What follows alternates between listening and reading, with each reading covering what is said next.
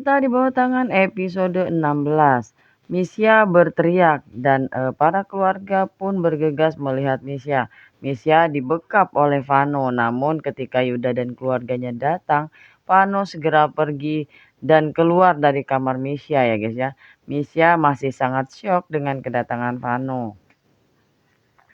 Karena Misya tidak menduga jika Vano bisa datang ke tempat dan ke rumah Yuda. Tian mengetahui perasaan Nathan pada Hana dan Nathan meminta doa untuk agar Nathan bisa mendapatkan Hana kepada Tian ya guys ya. Tian tidak tinggal diam, Tian akan menghalangi Nathan untuk bisa mendapatkan Hana. Apalagi Hana masih sah sebagai istrinya ya guys ya. Tian pun datang di acara ulang tahun Kenzi anak Nathan bersama Misha. Misha cemburu ketika Tian berusaha melihat dan mengagumi Hana ya guys ya. Lalu Tian pun menggantikan Om Badut yang tidak bisa hadir di acara Kenzi ya guys ya. Tian sengaja menggantikan Badut itu agar Tian bisa lebih dekat dengan Hana ya guys ya. Namun Tian malah melihat Hana bersama Nathan, apalagi sepertinya Hana tampak senang dan bahagia ya guys ya. Ketika bersama Nathan membuat Tian seperti hilang harapan untuk mendapatkan Hana kembali. Namun Tian tidak menyerah. Tian berusaha menjadi badut yang menyenangkan untuk Hana ya guys ya, dan mengganggu Hana, membuat Hana bisa tertawa lepas dan membuat Tian senang bisa melihat tawa Hana, apalagi sangat dekat dengan Hana ya guys ya. Lalu Hana pun bercerita dengan badut itu tentang perasaannya. Hana tidak tahu jika badut itu adalah sebenarnya Tian ya guys ya. Lalu Tian pun mencari tahu apa yang sebenarnya membuat Hana begitu bersedih. Lalu di sisi lain pun pesta ulang tahun yang diadakan oleh Nathan berubah menjadi petaka ya guys ya. Pesta itu akhirnya berubah menjadi tragedi kebakaran dan para tamu pun keluar dari pesta itu. Lalu Rehana pun malah masuk kembali ketika ia berhasil keluar ya guys ya. Dan Rehana pun mencari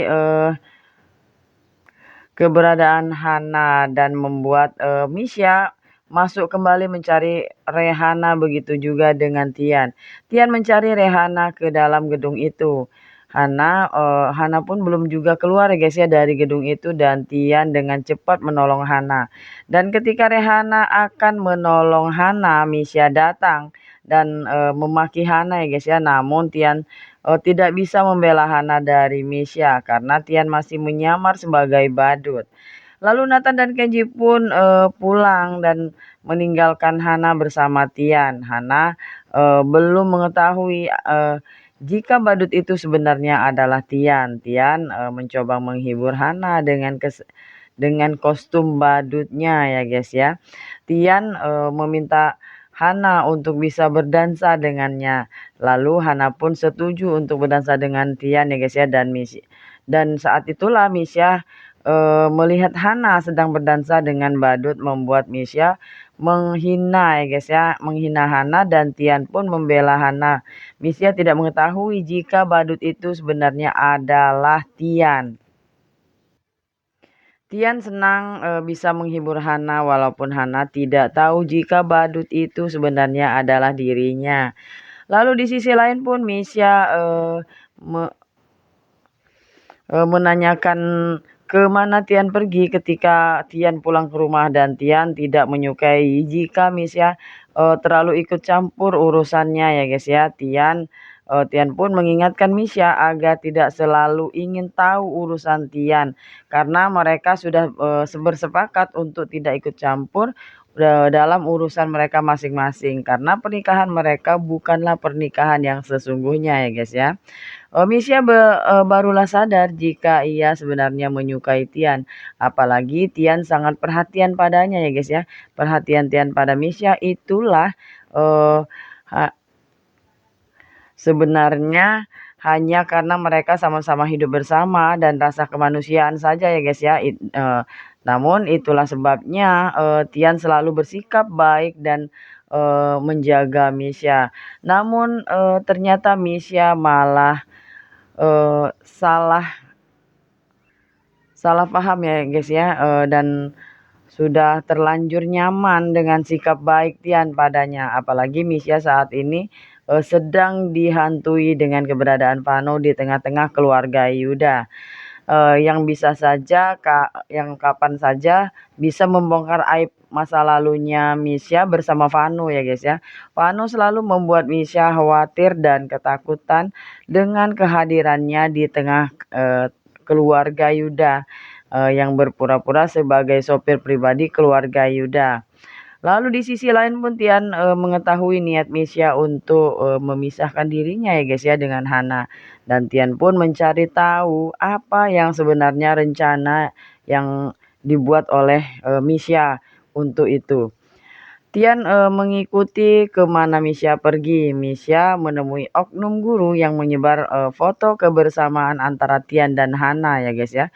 Lalu Misha pun meminta dewan guru itu menyebar luaskan foto Hana dan Tian dan Misha menginginkan jika Hana bisa dicap oleh semua orang jika Hana adalah sebagai perebut suami orang.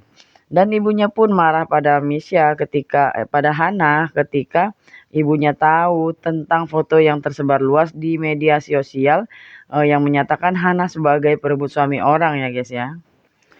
Dan Hana pun bingung kenapa ia disebut menjadi perebut suami orang ya guys ya. Para wali murid pun menginginkan jika Hana harus dikeluarkan dan tidak mengajar lagi di yayasan tersebut ya guys ya.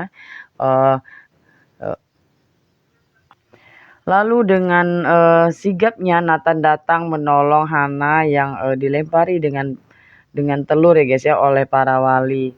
Hana pun syok dengan kejadian itu karena dan Nathan pun membela Hana dan menjelaskan semuanya pada para wali murid. Misha sangat senang bisa membuat Hana terpojok dengan ulahnya yang membuat Hana dilempari telur oleh para wali murid. Lalu Nathan pun menenangkan Hana yang terlihat syok dengan apa yang ia alami saat ini ya guys ya. Lalu Tian pun terluka melihat Hana disakiti dan tidak bisa berbuat apa-apa untuk membantunya ya guys ya. Apalagi Tian melihat Nathan yang berdekatan dengan Hana dan bisa menenangkan Hana, membantu Hana. Ceritanya semakin seru.